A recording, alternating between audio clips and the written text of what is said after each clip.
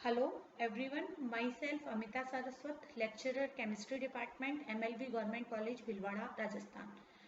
Today my topic for BSc first year inorganic chemistry and topic is hybridization या संकरण।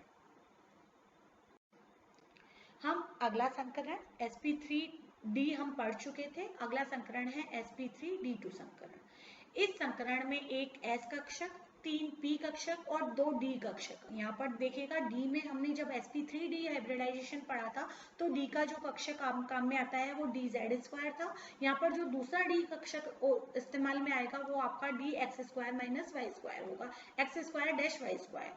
और ये छहों कक्षक एक S, 3 P और 2 D, 3, 2, 5 और एक 6, टोटल 6 संकरित कक्षक होंगे। और ये 6 संकरित कक्षक होकर sp3d2 संकरित कक्षक बनाते हैं जो कि अष्टफलकीय आकार में होते हैं। अष्टफलकीय संरचना में 4 कक्षक एक वर्ग के कोनों पर होते हैं जबकि शेष 2 कक्षक वर्ग के ऊपर व नीचे होते हैं। इस प्रकार के बने सभी कक्षकों के मध्य 90 डिग्री का कोण होता है और यह संरचना सममित और स्थायी होती है। मतलब अष्टफलकीय संरचना बहुत अधिक स्थायी होगी और यह सममित भी होती है।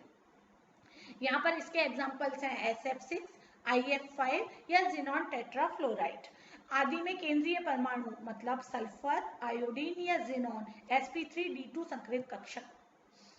संकरित अवस्था में होते हैं। इस संकरण को समझने के लिए हम जो एग्जांपल लेंगे वो होगा हमारा SF6।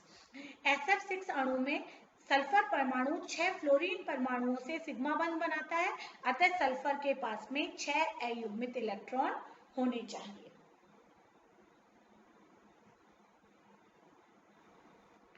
ये देखिएगा सल्फर का जो इलेक्ट्रॉनिक कॉन्फ़िगरेशन है वो 3s2 3p4 है। यहाँ पर 2 अनपेयर्ड इलेक्ट्रॉन है ग्राउंड स्टेट में, और लेकिन हमें total number of unpaired electron 6 चाहिए, इसीलिए ये जो S और P में जो पेयर्ड इलेक्ट्रॉन है वो एक्साइट होकर D में चले जाते हैं और उत्तेजित अवस्था में इसमें 3s1 3p3 और 3d2 इलेक्ट्रॉन्स पाए जाते हैं और number of total unpaired electrons 6 हो जाएंगे और ये 6 संकरित कक्षक आपका sp3d2 संकरण का निर्माण करेंगे।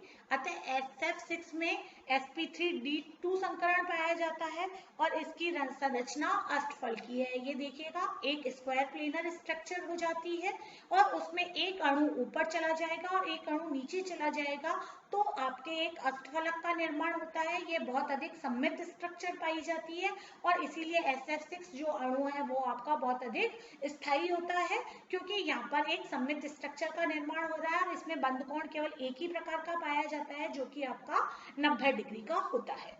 अगला संकरण है sp3d3 संकरण।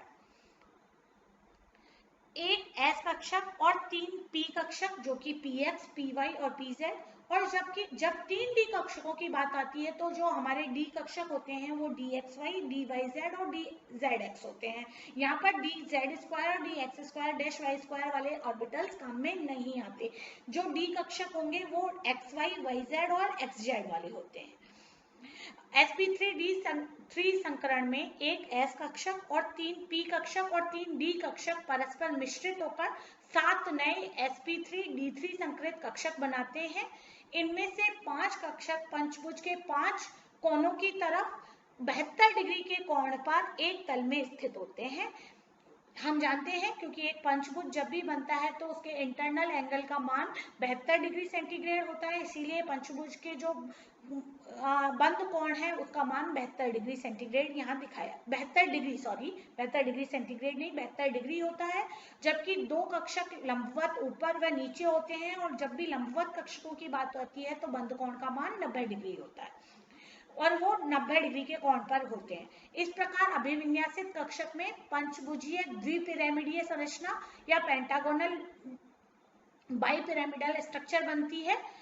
यह हम आगे बताएंगे। यह संरचना भी असममित होती है क्योंकि यहाँ पर 2 प्रकार के बंधकोण पाए जाएंगे, इसीलिए यह संरचना भी अधिक स्थायी नहीं होती।